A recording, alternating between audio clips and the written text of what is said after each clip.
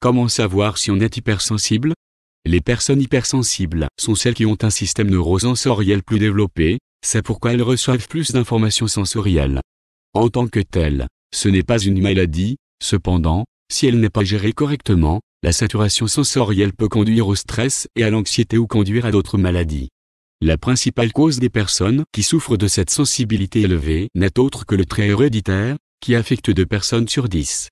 En raison de la sensibilité élevée, un trait peu connu aujourd'hui, de nombreuses personnes souffrent ou se sentent étranges et ne sont pas comprises. Découvrez comment savoir si on est hypersensible par la suite. Caractéristiques des personnes très sensibles. Les personnes hypersensibles sont rapidement impliquées émotionnellement. La psychologue américaine Ellen Aron a inventé le terme et dit « Le cerveau des personnes hypersensibles fonctionne juste un peu différemment des autres. Environ 20% d'entre nous ont une HSP, e-sensitive personne très sensible. C'est ainsi que l'hypersensibilité est raccourcie. Mais toutes les personnes compatissantes ne sont pas aussi polarisées. Il y a plusieurs traits qui montrent que l'on a un cerveau hypersensible. Vous pouvez utiliser les points suivants pour vérifier pour voir s'il y a hypersensibilité. Vous remarquerez immédiatement quand quelque chose ne va pas. Vos antennes sont aussi sensibles que votre esprit. Vous avez une intuition qui vous dit très rapidement si quelque chose ne va pas avec un être cher. Vous ne pouvez donc pas être trompé. Si une amie dit « Je vais bien », mais que la vérité est qu'elle est cruellement malheureuse, vous le remarquerez. Vous êtes très poli.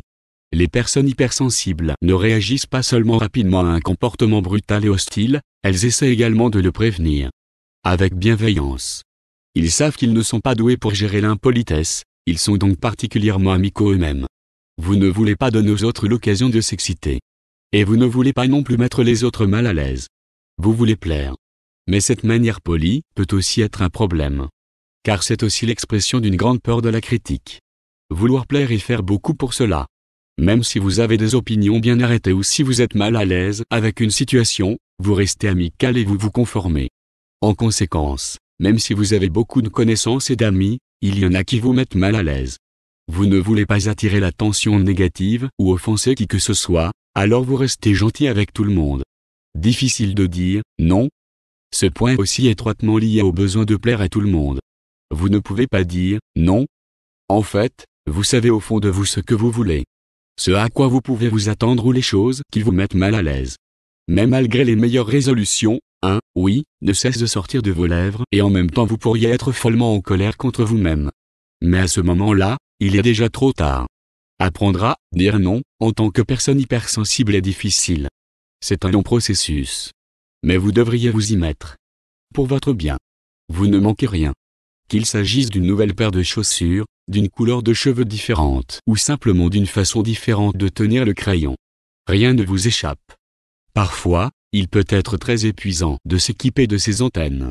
Vous remarquez chaque petit détail. Ce n'est pas une surcharge sensorielle, vous enregistrez simplement tout et pouvez également le sauvegarder. Vous remarquerez donc immédiatement si quelque chose ne va pas. Vous avez du mal à vous décider. Les personnes hypersensibles peuvent réfléchir indéfiniment à leurs décisions. Et non seulement les décisions qui changent la vie, comme changer de travail ou déménager. Vous pouvez également vous creuser la tête pour une nouvelle paire de chaussures ou une pizza. Parfois c'est presque bizarre, parfois c'est vraiment stressant. Surtout quand on se rend compte à quel point cela peut affecter la vie de tous les jours, ou quand des commentaires stupides s'enchaînent. Mais en tant que personne avec HSP, vous avez le besoin intérieur de toujours vouloir faire exactement la bonne chose. Vous avez facilement peur. Tout le monde a des peurs. Certains plus, d'autres moins. En tant que personne hypersensible, vous y êtes particulièrement réceptif.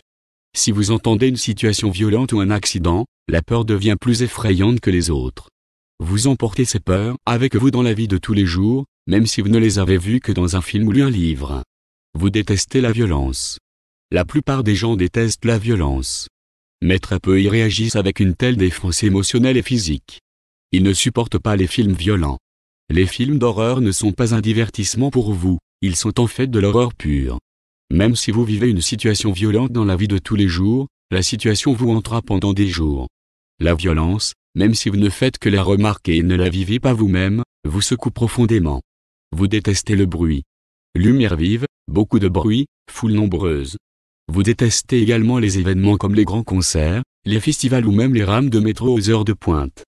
Tout ce qui surexcite vos sens ne peut pas être bien traité. Vous êtes créatif. Vous êtes très sensible, mais cela vous rend aussi très créatif.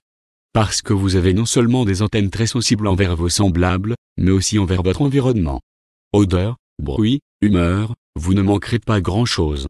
Cela signifie également que votre cerveau est occupé à traiter et doit créer des canaux pour traiter toutes ces impressions.